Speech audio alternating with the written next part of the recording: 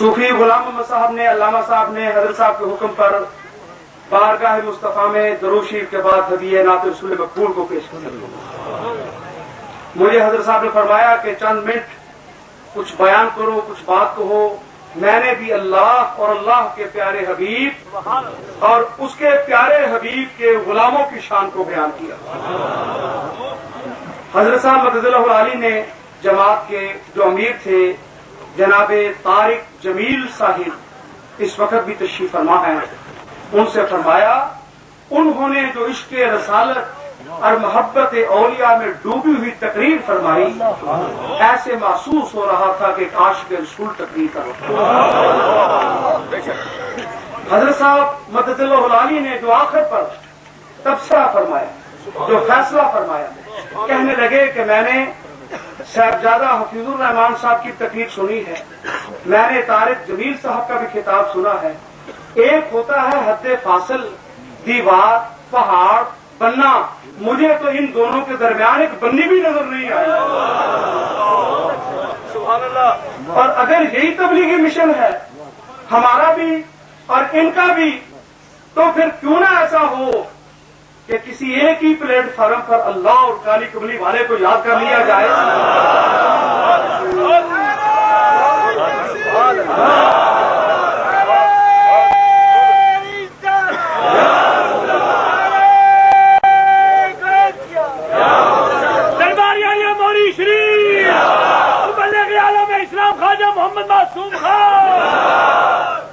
ان میں جنرل حمزہ صاحب بھی تھے، تشریف فرما ہے، جناب طارق جمیل صاحب جو اپنے علاقہ کبیر والا کے لینڈ لارڈ ہیں اور گھر سے نکلے تھے ڈاکٹری پڑھنے کے لیے، اللہ نے کرم فرمایا تو نبی کے دین کا علم پڑھ کر فارغ ہو گئے۔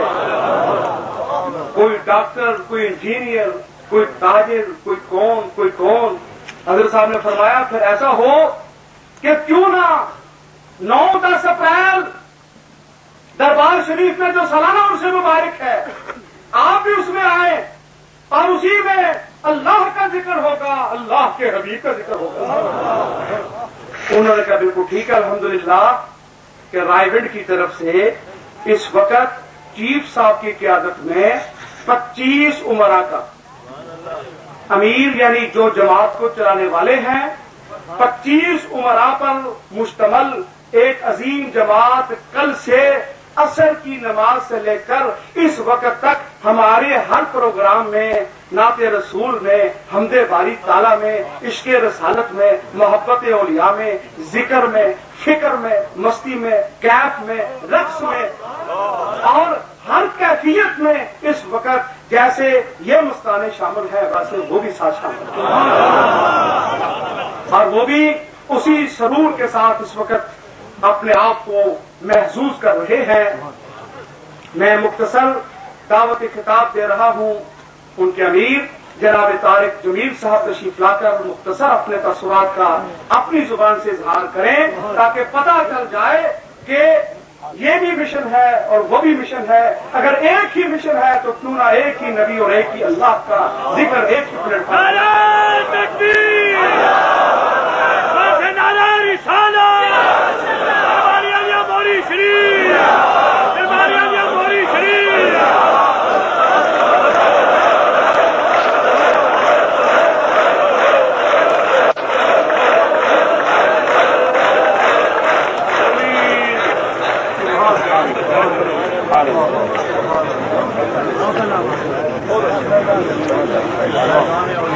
الحمد لله الذي تجري بأمره المقادير وخلق كل شيء فقدره تقديرا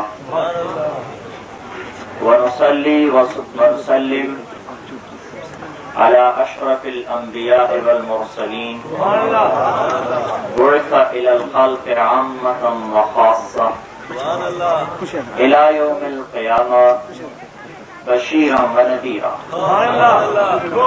جناب چودھری محمد اکرم صاحب صوبائی وزیر اوقاف حکومت پنجاب خصوصی طور پر تشریف فرما ہو چکے ہیں۔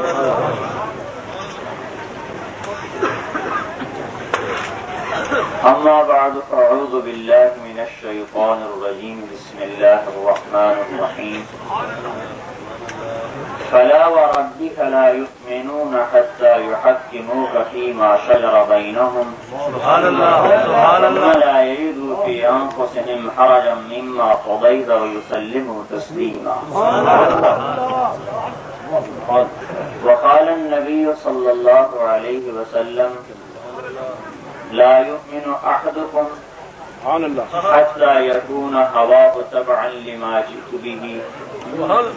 وقال النبي صلى الله عليه وسلم لا يؤمن أحدكم حتى أكون أحب إليه من ولده ووالده والناس أجمعين.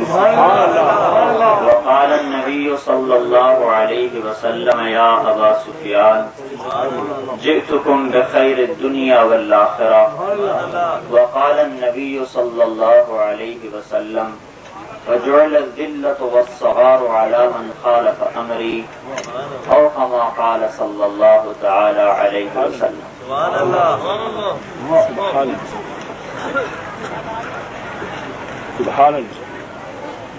میرے محترم بزرگوں، بھائیوں، دوستوں، یہ اللہ جل جلالہ کا احسان ہے، کرم ہے کہ اللہ پاک نے ہمیں حضرت والا کی برکت سے آپس میں جمع فرما دی. ایسے نبی پاک صلی اللہ علیہ وسلم اللہ اور بندوں کے درمیان واسطہ بنے.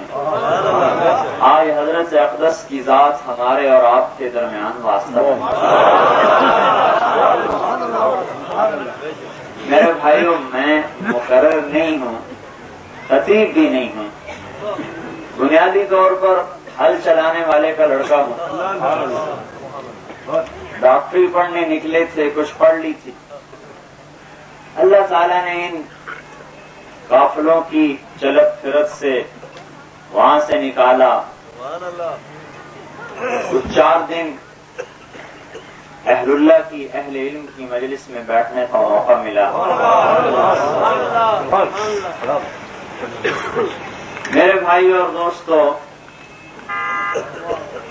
شیطان تحریش ڈالتا ہے. تحریش کیسے کہتے ہیں؟ آپس میں بھڑکانے کو. اور آپ نے کیا فرمایا؟ جئت لصلة الارحام، میں جوڑنے کے لیے آیا. ایک حدیث میں آتا ہے حضرت شعیع علیہ السلام سے اللہ نے فرمایا قوم کھڑے ہو جاؤ، تم پر ایک وحی آنے والی ہے. شعیع علیہ السلام کھڑے ہوئے، زبان خود بخود چلنی شروع ہوئی. یا سماء اسمعی، اے آسمان سنو. ویا ارض انصتی، اے زمین خاموش ہو جاؤ.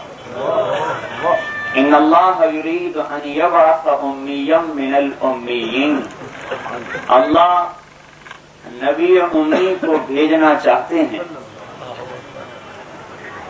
لا یقول الخنا لیس بفض ولا سخاب، جو نہ ترش روح ہوگا، نہ سخت گو ہوگا، نہ بد اخلاق ہوگا. لو یمشی علی السراج لم یطفئ من تحت قدمیہ من سکینتہ، چلنے میں اتنا متواضع ہوگا کہ زمین پر پاؤں رکھے اور اس کے نیچے چراغ آ جائے تو چراغ کی بتی بھی بجھنے نہیں پائے گی تواضع کی وجہ سے. لیکن پرواز اس کی اتنی بلند ہوگی، ثم دنا فتدلى فكان قاب قوسين او ادنى تک پرواز فقیری اور شہنشاہی کو جمع کر کے چلے گا. اجعل السکینۃ لباسہ، تواضع اس کا لباس ہوگا. والبر شعارہ، نیکی اس کی پہچان ہوگی. والتقوى ضمیرہ، تقوی اس کے اندر ہوگا. العفو والمعروف خلقہ، درگزر کرنا، معاف کرنا اس کے اخلاق ہوں گے. 22 برس قتل کی اسکیمیں بنانے والوں کو، 20 برس قتل کی اسکیمیں بنانے والوں کو ایک بول سے فرما دیا لا تثریب علیکم اليوم انتم الطلقاء، تم سب اے مکے والو آزاد۔ بیٹی کا قاتل حبار ابن اسود حضرت زینب رضی اللہ عنہا کو برچھا مارنے والا سامنے آیا ہے، کلمہ پڑھتا ہوا اٹھ کے گلے سے لگایا ہے۔ چچا حمزہ رضی اللہ عنہ کا قاتل وحشی کلمہ پڑھتا ہوا آیا ہے، اٹھ کے گلے سے لگایا ہے۔ حالانکہ صحابہ نے کہا یا رسول اللہ وحشی، یا رسول اللہ وحشی آ گیا، اجازت ہو قتل کریں۔ آپ نے فرمایا دعوہ، چھوڑ دو، لاسلام رجل واحد احب الی من قتل 1000 کافر، ایک آدمی کا کلمہ پڑھنا 1000 کافروں کو قتل کرنے سے مجھے زیادہ محبوب ہے۔ الصدق والوفاء طبیعتہ، سچائی اور وفاداری آپ کی طبیعت ہوگی۔ وعلم به بعد الجہالہ، لوگ مجھے بھول چکے ہوں گے، اس کے ذریعے سے میں پہچانا جاؤں گا۔ میرے بھائیو، ہم نے اللہ کو نہیں پہچانا، ہم نے محمد الرسول اللہ کو پہچانا، آپ نے ہمیں اللہ کی پہچان کرائی۔ ایک بات ضمن میں عرض کر دوں، لو کان البحر مدادا لکلمات ربی، سمندر سیاہی بن جائیں۔ سبحان اللہ۔ دوسری آیت ما فی الارض من شجرۃ اقلام، درخت قلم بن جائیں، اللہ کی تعریف لکھی جائے۔ لنفد البحر قبل ان تنفد کلمات ربی، سمندر ختم، قلم ٹوٹ جائیں گے، اللہ کی تعریف ختم نہیں ہوگی۔ اس کی ایک اور تفسیر، کلمہ نبی اللہ کا کلمہ ہوتا ہے، کلمۃ القاہا الی مریم، نبی اللہ کا کلمہ ہوتا ہے۔ محمد مصطفیٰ صلی اللہ علیہ وسلم خاتم الانبیاء ہیں اور جامع صفات الانبیاء ہیں، لہذا آپ کلمات ہیں، اللہ کے کلمات۔ اب اسی آیت کو نبی پاک صلی اللہ تعالی علیہ وسلم کے بارے میں پڑھوں گا۔ قل لو کان البحر مدادا لکلمات ربی، اگر سارے سمندر میرے رب کے محمد کی تعریف کے لیے سیاہیاں بن جائیں، سبحان اللہ، لنفد البحر قبل ان تنفد کلمات ربی ولو جئنا بمثلہ مددا، سب ختم ہو جائیں گے لیکن نبی پاک صلی اللہ علیہ وسلم کی تعریف ختم نہیں ہوگی۔ اسی کے ضمن میں ایک اور بات کہ میرے بھائیو، ولی ولی کو پہچانتا ہے، بے شک ابدال کی پرواز کو نہیں پہچان سکتا۔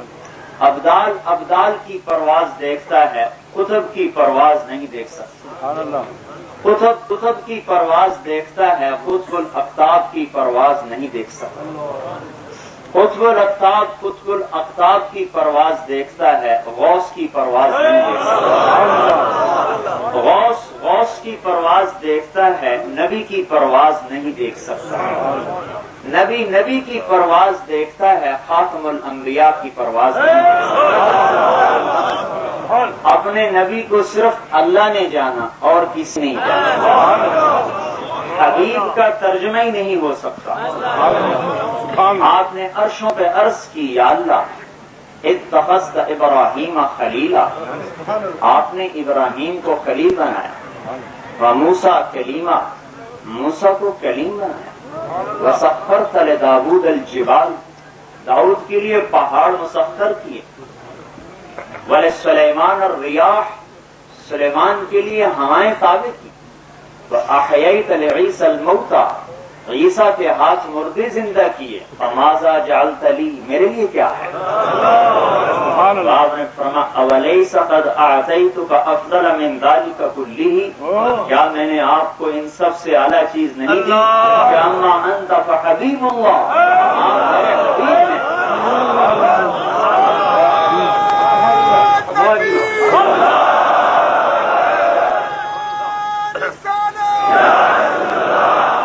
دربار عالیہ ماری شریف. سبحان اللہ. اور فرمایا اگلی بات وما ذکرت الا ذکرت معی، اے میرے حبیب میرا ذکر مکمل ہو ہی نہیں سکتا تیرے ذکر کے بغیر. یہ سب عرش پہ بات ہو رہی ہے. کہاں؟ موسیٰ علیہ السلام پر. ایک آپ کو سائنس کی بات بتاتا چلوں. یہ خلا اتنی بڑی ہے کہ اگر ایک جہاز چلایا جائے جس کی رفتار 1,86,000 میل فی سیکنڈ ہو اور وہ 1 ارب سال اڑتا رہے تو آسمان کے نیچے کی خلا کو ناپ نہیں سکتا. سبحان اللہ. تو اوپر کتنا ہوگا؟ جب عرش کے اوپر 70,000 پردے، وہاں سے ادنا تجلی نور کی پڑی تو موسیٰ علیہ السلام کو 40 دن ہوش نہیں آیا. خر موسیٰ صعقا، بے ہوش. اور یہاں ثم دنا فتدلى فكان قاب قوسين او ادنى.